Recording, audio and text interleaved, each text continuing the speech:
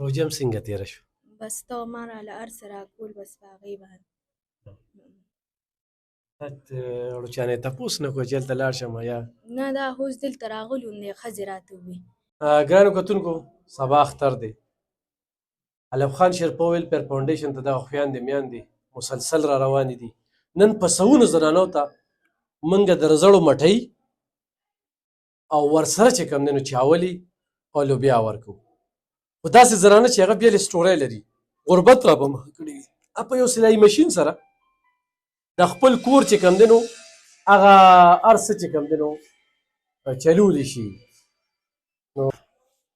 نو دغه شان دی دغه یو خوراکي هم ده څو بچي دي درې دلته دا څویم ځل دی زه په ړومبي ځل راغلې مخکې ولې نه راتلې چېرته نه وې پته راته نه وه نه موږ ته پته نه وه روژه هم څنګه تېره شوه بس ته ما راله هر څه راکول بس په هغې باندې اړو چانې تپوس نه کوه چې هلته لاړ شم یا نه دا اوس دلته راغلي وم دی ښځې راته وویل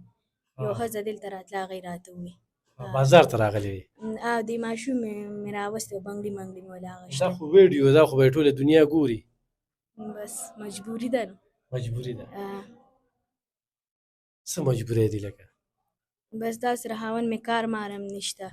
ناجوړه یې هر وخت دی ماشومان دي 3 ماشومان مې دي کور دې خپل دی نه د کرۍ کور دی څو کري ورکوي 3000 روپۍ رانه اخلي موبایل نمبر څه شته موبایل نمبر خو ما نه راځي داسې نه درځي